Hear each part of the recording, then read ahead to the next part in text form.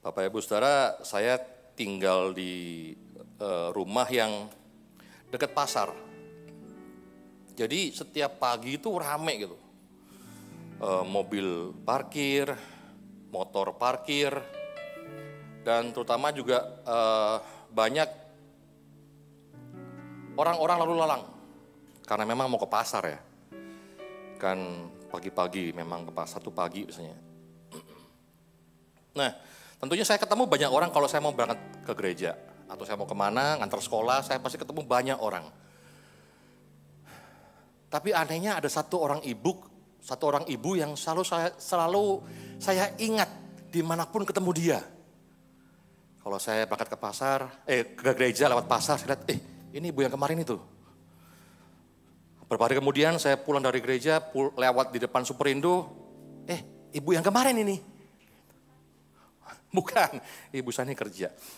Ini ibu lain, ibunya kecil, udah tante-tante sih ya, kurus, kecil gitu, pendek gitu. Tapi jadi mudah diingat oleh saya gitu. Saya habis jemput anak saya sekolah siang-siang, dia juga ada di sekitar sekolah juga. Ini ibu yang kemarin itu gitu. Dalam waktu yang berlainannya. Jadi begitu eye catching gitu ya. Tahu kenapa Bapak Ibu? Karena alisnya. Alisnya tuh hitam banget dan lebar. Saya sih nggak bawa penggaris buat ngukur ya, tersinggung ntar ya. Saya sempat mau foto, cuma kok nggak etis juga.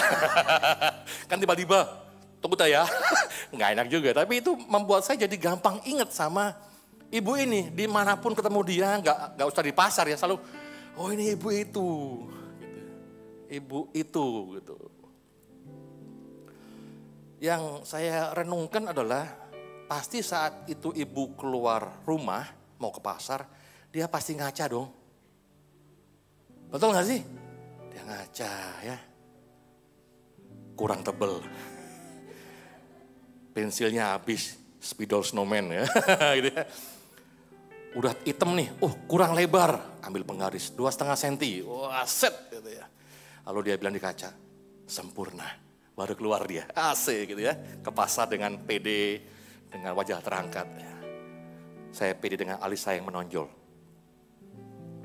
Kenapa saya bilang dia pasti berkaca dan pasti itu ditebelin, karena sempat satu waktu alisnya nggak setebal biasanya. Alisnya tidak setebal biasanya, mungkin snowman-nya habis. Bercanda ini ya. ya tapi saat ibu itu bilang sempurna, berarti ibu ini punya sebuah standar buat alisnya. Alis yang sempurna buat dia adalah alis yang seperti itu tebalnya, seperti itu lebarnya. Bagi saya itu nggak sempurna. Kalau istri saya punya alis kayak gitu, pasti saya hapus pakai tip X. Duh, jadi putih dong ya. Jadi aneh juga ya. Nggak lah ya, pasti nggak begitulah. Jadi yang mau saya sampaikan adalah bahwa ada sebuah standar sempurna bagi setiap orang. Saya punya standar kesempurnaan. Kelly punya standar kesempurnaan untuk berbagai hal. Dan standar kesempurnaan ini, kalau ibu itu mungkin cuma ibu itu doang ya yang punya alis yang sempurna tuh harus kayak gini. Tapi saya pernah satu ketika mengikuti sebuah sesi doa dengan para pendoa tentunya ya. Saat mereka berdoa bersama-sama, itu luar biasa sih. Pernah nggak doa sama para pendoa syafaat? Di gereja udah nggak ada Ci ya? Kok ya? Di Zoom sekarang ya doanya ya. Kalau pas konser tuh seru banget. Dulu saya berapa kali ikut. Di mana, gak usah ngomong lah ya, di mana, di satu tempat lah pokoknya. Berapa tahun lalu lah sebelum pandemi. Itu kalau doa tuh, waduh, menggetarkan surga gitu ya. Berapi-api, saya yang biasanya kalau doa biasa aja jadi ikut, wah gitu, ikut semangat gitu ya. Ikut semangat, atmosfernya beda. Atmosfer doa peperangan, wah. Sampai ibunya mulai nyanyi. Pemusiknya main di G, ibu yang nyanyi di D minor. Waduh, saya langsung terganggu dong. Aduh, semangatnya agak turun tuh. Terus saya melek mata. Pendoanya nggak ada yang terganggu. Rupanya standar mereka sama soal lagu. Nggak penting ya. Mau main di G, di F, di C, tetap nyanyinya jadi D minor, nyanyi-nyanyi. Nggak masalah, yang penting doanya menggoncang surga. Nyanyinya menggoncang telinga saya. Gitu ya.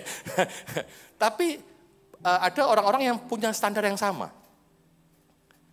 Standar kesempurnaan setiap orang pasti punya. Kali pasti punya standar, main keyboard harus begini. Kalau mau naik nadanya harus begini. Julius yang main keyboard juga pasti beda. Kalau saya begini standarnya. Saya punya standar dalam banyak hal. Dalam berpakaian misalnya. Model rambut. Semua orang punya standar. Yang menurut dia paling baik buat dirinya. Karena setiap orang punya standar kesempurnaan buat dirinya, maka dia akan dengan mudah menilai orang lain yang tidak sesuai dengan standarnya. Setuju? Itu namanya kritik, Bapak Ibu. Jadi Bapak Ibu, saya nggak suka kritik orang. Alah, dalam hati kritiknya. Nggak sampaikan aja gitu ya, nggak ngomong aja. Kenapa? Karena setiap orang punya standar berbeda. Ada seorang artis di TV zaman dulu, dia suka pakai baju yang ngejreng. Jasnya pink, kemeja ungu, celana hijau gitu misalnya itu. Nabrak semua. Bagi orang mungkin, wah ini aneh ini orang. Bagi dia itu bagus. Standar dia seperti itu. Tapi orang bisa mengkritik sesuatu yang tidak sesuai dengan standar dirinya. Tema kita hari ini tentang kritik.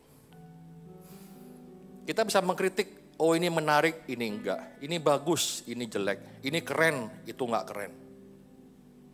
Akan segala hal. Dan memberi kritik itu paling mudah. Setuju? Paling mudah memberi kritik. Pernah enggak Bapak Ibu dengar-dengar bapak-bapak ngopi, lalu mulai ngobrolin negara? Pernah enggak? Bapak-bapak kumpul nih ngopi lalu mulai bahas soal negara. Itu mereka tiba-tiba jadi bapak-bapak yang jago politik.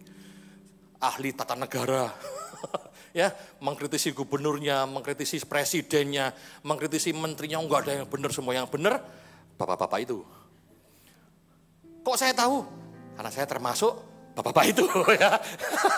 Kalau ada kumpul ngopi ya gitu. Kalau ibu-ibu ngumpul ngomongin apa? Ngomongin artis misalnya. Tahu nggak si itu gitu ya. Ya begitulah. Memberi kritik itu sangat mudah. Sangat mudah. Beda dengan menerima kritik. Gampang nggak Bapak Ibu menerima kritik? Jawabnya nggak gampang pun nggak apa-apa, memang itu wajar. Jangan harus jawabnya gampang gitu. Menerima kritik itu pada umumnya nggak mudah. Setuju? Setuju. Pasti setuju.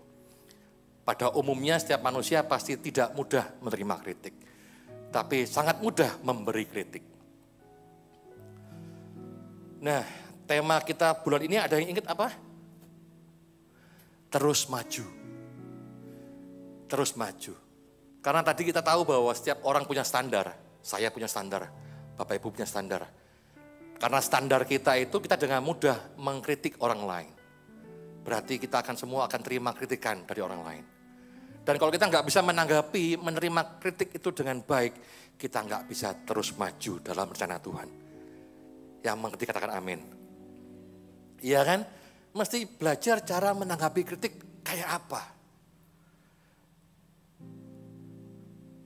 Dan saya merenungkan benar dan berusaha mencari tahu saya gampang nggak ya terima kritik. Ternyata saya pun nggak gampang terima kritik. Emang manusia pada umumnya. Tapi mari kita mau belajar sama-sama, saya pun belajar hari ini. Kita buka di Yakobus 1 ayat yang ke-19, ada slide-nya. Yakobus 1 ayat yang ke-19. Kita baca sama-sama, 1, 2, 3. Hai saudara-saudara yang kukasihi, ingatlah hal ini. Setiap orang hendaklah cepat untuk mendengar, tetapi lambat untuk berkata-kata dan juga lambat untuk marah. Ada 3 hal paling tidak yang kita belajar hari ini dalam menanggapi kritik. cepat mendengar, lambat berkata-kata, dan lambat untuk marah. Yang pertama, cepat untuk mendengar. Bapak Ibu sadari enggak bahwa kita itu cenderung untuk cepat mendengar. Ada gosip apa langsung wah gitu ya. Ada berita apa gitu ya. Tergantung minat masing-masing. Kalau yang minat di bidang ekonomi, pasti begitu dengar soal ekonomi, perkembangan gimana, langsung dia cepat mendengar. Wah set gitu ya. Tapi tahu nggak Bapak Ibu bahwa cepat untuk mendengar dalam terjemahan lain itu lebih jelas sih. Dia bilang quick to listen. Quick to listen. Cepat untuk mendengar tapi nggak cuman dengar. Dengar tapi memahami. Tahu bedanya Bu antara mendengar hear sama mendengar listen? Mendengar hear itu ada barang jatuh, kelontang, dia hear. Ada anjing menggonggong, kita hear, kita mendengar anjing menggonggong. Tapi kita ngerti nggak artinya? Nggak ngerti. Tapi listen itu memahami apa yang kita dengar. Jadi cepat untuk listen, cepat untuk mendengar. Caranya gimana? Caranya yang pertama adalah untuk cepat mendengar, kita harus menunggu sampai orangnya selesai bicara. Misalkan, Den tadi WL bagus ya. Tadi pujian ya. Kritikan, Den tadi WL nggak bagus ya. Orangnya belum saya ngomong, saya udah timpalin. Den tadi WL nggak bagus ya. Yang mananya? Bagus kok, semua orang bagus. Pak Gembala sampai nangis-nangis ya. Bu Gembala angkat tangan gitu ya. Bagus kok. Padahal Pak Gembala nangis tuh, aduh Denny nyanyi apa kamu gitu ya. Bu Gembala angkat tangan, udah Den stop gitu ya. Tapi seringkali kita nggak nunggu sampai orangnya selesai ngomong. Quick to listen, berarti kita masih tunggu sampai orangnya selesai ngomong supaya kita bisa memahami apa yang dia mau sampaikan kepada kita. Kalau perlu tanyain dengan lebih jelas. Oh ya nggak baiknya di mana ya? Kasih saya masukan untuk saya perbaiki diri. Amin. Ini yang pertama. Mudah nggak? Nggak mudah kayaknya. Yang kedua, lambat untuk berkata-kata. Jadi saat kita menerima kritikan, jangan merespon terlalu berlebihan. Diam-diam aja dulu. Lambat untuk berkata-kata berarti lambat untuk merespon. Karena pada umumnya saat kita dikritik ada 3 respon yang mungkin akan timbul. Yang pertama, tersinggung. Bapak Ibu pernah bilang sama orang, maksudnya baik sih kasih kritikan, tapi orangnya tersinggung. Marah gitu orangnya. Tahu kenapa Bu? Pak, Bu, tahu kenapa? Karena seringkali kita itu kalau memberi kritikan, kita nggak pandai menyampaikannya. Atau saat kita diberi kritik sama orang, kita mesti sadari betul bahwa orang itu juga tidak pandai menyampaikan kritiknya pada kita. Kalau kita tahu bahwa dia memang tidak pandai menyampaikan, ya mau dia mungkin kasar ngomongnya, mungkin kayak merendahkan, kita mesti sadari, pahami, oh iya dia nggak pandai nyampain kritiknya. Jadi nggak marah kita. Satu ketika waktu saya masih tinggal di Jawa Timur, saya lagi mimpin pujian, kayak tadi Yona, worship leader gitu ya. Biasa kan worship leader di tengah-tengah lagi penyembahan, kita mengutip ayat Alkitab, kita ngomong kata-kata motivasi gitu kan. Nah saya lagi pas worship, saya ngomong begini, mari saudara kita mau senantiasa mempersembahkan korban syukur pada Allah. Yaitu ucapan bibir yang memuliakan namanya. Mari angkat tanganmu dan katakan, mulia, gitu kan ya? Nyanyi, oke kan? Ya udah sampai selesai saya tugas, selesai saya duduknya waktu itu di pojok. Jadi ini pembicara, saya di situ duduknya, nggak jauh. Di tengah-tengah khotbah, pembicaranya bilang gini, noleh ke saya nunjuk, Denny, memuliakan Tuhan nggak cuma lewat ucapan bibir, Den. Padahal itu ada ayatnya, saudara. Ibrani 13 ayat 15 itu bunyinya begitu, saudara. senantiasa mempersembahkan korban syukur, ucapan bibir yang memuliakan namanya. Ada ayatnya, ucapan bibir kita bisa memuliakan Tuhan, bisa. Tepuk tangan bisa muliakan Tuhan, bisa dong. Cari ayatnya di Mazmur, banyak saudara.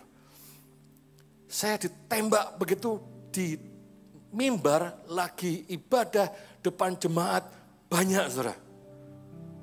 Tersinggung? Enggak, malu saudara. Untungnya waktu itu belum ada YouTube ya. Kalau enggak tuh jejak digital abadi tuh. Sampai sekarang masih bisa dilihat tuh ya, Denny ditunjuk. Denny. Tapi apakah saya langsung, loh enggak gitu Pak, ada ayatnya Pak. Nih Pak, ayatnya Pak, sini Pak. Kan saya enggak bela diri gitu kan. Ya udah. Tarik nafas. Ya, manggut aja. Lambat untuk berkata-kata. Si Pak Pendeta itu rupanya, ya seperti kita juga sih ya, seperti kita pada kebanyakan orang, tidak pandai menyampaikan kritikannya. Ya kalau mau kritik, ya setelah ibadah gitu ya, dipanggil sambil makan bakso gitu ya, Den, ucapan bibir tuh enggak bisa memuliakan Tuhan, harus kelakuan kita, ibadah kita, gitu kan. Kan enak ngomongnya. Tapi karena ini juga pendeta loh, enggak pandai menyampaikan kritikan. Jadi mudah membuat kita tersinggung. Mudah membuat kita marah. Nah, kalau kita tersinggung saat dengar orang ngasih kita kritikan, pertama-tama biasanya kita membangun tembok pelindung kita. Kita defensif. Dengan cara apa? Dengan cara ngelihat dia, lu juga nggak bisa kok. Gitu kan. Ada salah seorang rekan yang berbadan gemuk kayak saya, dibilangnya istri saya, lu diet lu. Kan kritik ya, teman baik ya, nggak apa-apa dong. Kritik, diet lu. Laki lu juga nggak kurus gitu. Iya juga sih. Orang defensif itu akan melihat, membandingkan dia dengan orang yang ngasih kritik. Lu masih baikkan gua. Betul nggak? Ya nggak usah manggut-manggut lah, dalam hati aja ya. Pasti gitu, ngasih yang aku masukkan, kamu sendiri. Kok ngeritik gitu ya, ngaca dulu, ngaca gitu ya. Awas lu ya, gua liatin lu. Ada salah gua salahin lu ntar, gitu. Jangan tersinggung. Jangan tersinggung, nanti kita nggak bisa terus maju sama Tuhan. Imamat 19 ayat 17, slide. Imamat 19 ayat 17. Imamat 19. Oh enggak ada? Oh itu. Ada dong. Saya bacain ya. Janganlah engkau membenci saudaramu di dalam hatimu. Tetapi engkau harus berterus terang menegur orang sesamamu. Dan janganlah engkau mendatangkan dosa pada dirimu karena dia. Saudara tahu bahwa di terjemahan yang lain, bilangnya begini, jangan dendam terhadap siapapun, bereskan perselisihanmu dengan siapa saja, supaya kamu tidak berdosa karena orang lain. Kan ngeselin kan, gara-gara dia kita jadi ikut berdosa. Makanya jangan tersinggung kalau dikasih kritik. Yang mengerti katakan amin. Amin. Itu respon terhadap kritik yang pertama, tersinggung. Respon terhadap kritik yang kedua adalah minder, down. Denny WL gak bagus ya? Iya, saya memang gak bagus. Udah deh, saya gak WL lagi, mundur gitu ya. Saya gak WL lagi deh. Saya memang gak bisa apa-apa. Weh, si terpuruk di pojokan gitu ya. Saya memang gak bisa apa-apa emang. Udah gak usah melayani lah. Saudara, gak ada orang yang sempurna, amin. Gak ada orang yang terlahir langsung bisa semuanya. Semua ada prosesnya. Yona bisa mimpin pujian dengan sangat baik, pasti dulu juga banyak salahnya. Banyak ditegur juga, banyak dikritik juga.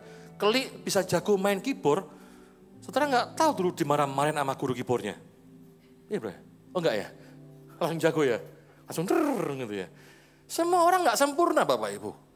Kalau kita nggak bener ya salah gitu ya. Jangan minder, jangan lalu bahasa Jawanya mutung. Mutung tuh apa? Ngambek lalu nggak mau lagi gitu. Berhenti. Mutung. Jangan mutung. Semua orang nggak sempurna, kita pun nggak sempurna. Yang ngasih kita kritik pun nggak sempurna. Tapi janganlah ketidaksempurnaan itu lalu menghalangi kita untuk tetap terus maju dalam jalur yang Tuhan tetapkan bagi kita. Amin. Respon kritik yang ketiga. Ini yang benar.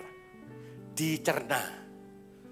Kalau kita terima kritikan, kita udah dengar dia baik-baik sampai dia selesai, kita udah tanya, apalagi ya, oh gini-gini, oke. Kita cerna. Benar enggak yang dia sampaikan? Benar enggak penilaian dia pada kita? Atau jangan-jangan penilaian dia pada kita, kritikan dia pada kita hanyalah karena kita enggak sesuai dengan selera dia. Atau enggak sesuai dengan standarnya dia. Dalam artian, ya itu kamu, ini saya gitu. Kalau itu menurut Bapak Ibu salah, pertama mungkin perlu dijelasin. Bapak Ibu tahu Tuhan Yesus di kitab Injil itu sering banget dikritik sama orang-orang Yahudi. Betul ya? Salah satunya soal hari Sabat. Wah, Tuhan kan nyembuhin orang hari Sabat. Murid-muridnya metikin bulir gandum hari Sabat. Dan mereka bilang, gak boleh itu. Hukumnya gak boleh lakukan apapun di hari Sabat. Kamu gak menghormati hari Sabat. Tuhan jelasin sama mereka. Karena Tuhan merasa perlu dijelasin. Tuhan bilang dengan sangat sabar. Tuhan bilang, kalau ternakmu jatuh ke lubang di hari Sabat, kamu angkat keluar enggak? Pasti diangkat, kalau enggak mati ternaknya. Sama kayak gitu, manusia lebih berharga dari ternakmu. Tentu boleh nyembuhin orang di hari Sabat. Tuhan juga ngomong begini, bahwa Tuhan ngadain hari Sabat untuk kepentingan manusia. Bisa istirahat, bisa ibadah. Bukan membuat manusia jadi budaknya hari Sabat. Oh Sabat nih gak boleh ngapa-ngapain. Tuhan jelasin atas kritik yang salah itu. Nah kalau kita gimana? Ya kalau memang kita perlu menjelaskan, ya jelaskan. Bukan membuat benteng, bukan membela diri, tapi menjelaskan apa yang kita lakukan. Tapi seringkali, kalaupun itu yang dia sampaikan nggak benar, dia salah tentang menilai kita, ada kalanya kita nggak perlu jawab sih, nggak perlu jelasin juga. Karena seringkali kita tahu bahwa penjelasan kita akan menimbulkan sebuah perdebatan, dan perdebatan itu akan berakhir dengan pertengkaran. Kalau udah tahu gitu, udah gak usah jelasin. Terima aja, say thank you. Karena ada banyak orang yang sukanya cuma sampein kritik. Hobinya tuh mengkritik orang. Ya hobi kan susah ya. Hobi kan kesenangan diri ya. Yang masa itu dilarang, ya udah kritik aja. Tapi ya udah abaikan aja. Karena memang hobinya mengkritik orang. Padahal salah. Yang kedua, kalau yang dia sampaikan benar gimana Pak? Ya kalau yang dia sampaikan benar, ini. Kalau yang dia sampaikan benar, kadang-kadang kita pun gak terima. Karena seringkali kebenaran itu menyakitkan. Kadang-kadang gak enak gitu. Kalau yang dia sampaikan benar, ya udah belajar rendah hati. Ini kritikan yang bermanfaat. Kita evaluasi diri, kita rubah diri kita. Amin. Waduh, mulai banyak yang pusing dengan kritikan ini ya. Amin. Jadi udah dua ya, cepat mendengar, lambat berkata-kata. Yang terakhir, wah yang kata-kata terang terakhir ini pasti menegakkan pundak yang lesuh, kepala yang nyender gini udah mulai, iya terakhir akhirnya. Yang ketiga, saat kita terima kritik, kita harus lambat untuk marah. Lambat untuk marah. Tadi dua di atas kita belajar kalau kritikan itu disampaikan dengan maksud baik. Ya kan? Mengkritik dengan maksud baik tapi cara nyampeinnya nggak baik. Sehingga akhirnya jadi tersinggung, jadi minder, jadi marah kitanya. Nah kalau yang ketiga ini lambat untuk marah. Karena gini, nggak semua kritikan itu disampaikan dengan maksud baik. Ada kalanya orang mengkritik itu karena iri hati, karena pengen menghina, pengen menjatuhkan, itu ada. Tapi sekalipun hal itu sebuah hinaan, kita mau belajar dari Daud. Pernah tahu nggak kisah Daud dan Simei bin Gera? Simei bin Gera itu masih keluarganya Saul, keturunannya Saul. Saat Absalom mengkudeta Daud keluar dari Yerusalem bersama dengan para pasukannya. Tiba-tiba saat mau sampai di Bahurim muncullah Simei bin Gera. Ini bukan mengkritik sih, yang mengkritik dengan keras ya. Rasain lu Daud. Kamu sudah mengambil tahtanya Saul.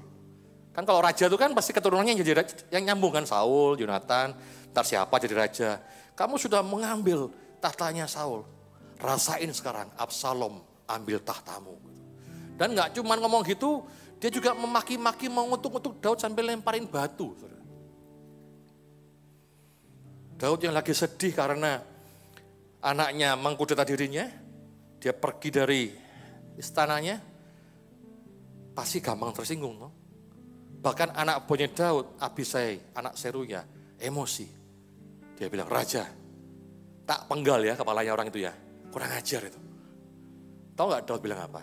Daud bilang begini, 2 Samuel 6 ayat 10. Tetapi kata raja, apa urusanku dengan kamu, hai anak-anak Seruya? Biarlah ia mengutuk, sebab apabila Tuhan berfirman kepadanya, kutukilah Daud, siapa yang akan bertanya, mengapa engkau berbuat demikian? Daud sadari betul bahwa semua kejadian dalam hidupnya itu seizin Tuhan. Daud gak merespon Simei bin Gera. Daud cuma bilang, kalau emang Tuhan yang suruh Simei ngutukin saya mau bilang apa? Gitu. Jadi kalau hari ini saudara mungkin terima kritikan yang mungkin bersifat menjatuhkan mental saudara. Bermaksud menghina saudara. Bermaksud membuat saudara mutung, berhenti dari jalan yang sudah Tuhan tetapkan. Ingat Daud vs Simei bin Gera. Siapa tahu memang Tuhan izinkan terjadi untuk melatih mental kita. Amin. Kalau emang semasa ini udah gak sehat ketikanya, abaikan. Terus maju. Haleluya. Jadi kritikan itu akan selalu ada bagi kita. Karena setiap orang punya standar kesempurnaannya masing-masing dan otomatis akan menilai orang-orang dan segala sesuatu di sekitarnya. Saya mengundang pemusik ke depan.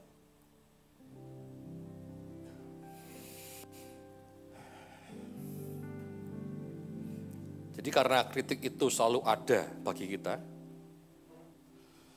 maka kita harus belajar Bapak Ibu hari ini untuk belajar menerima kritik. Saya paham sekali bahwa 30-20 menit saya ngomong di sini Bapak Ibu mendengar pasti nggak merubah banyak. Paling cuma pengetahuan, paling cuma ingat ibu yang alis yang tebel itu, ya kan? Belum tentu mau lakuin nih, mau cepat dengar, lambat berkata-kata, lambat untuk marah. Mungkin malah lupa udah yang poin-poin itu. Dan ibu-ibu tahu nggak? Bapak ibu tahu nggak? Itu yang iblis mau. Ke gereja boleh, bagus. Rutin, bagus. Pelayanan, bagus. Dengar khotbah, bagus. Pokoknya nggak berubah. Nggak apa-apa ke gereja. Nggak apa-apa ikut Tuhan. Yang penting, ojo berubah kamu ya. Kata iblis gitu.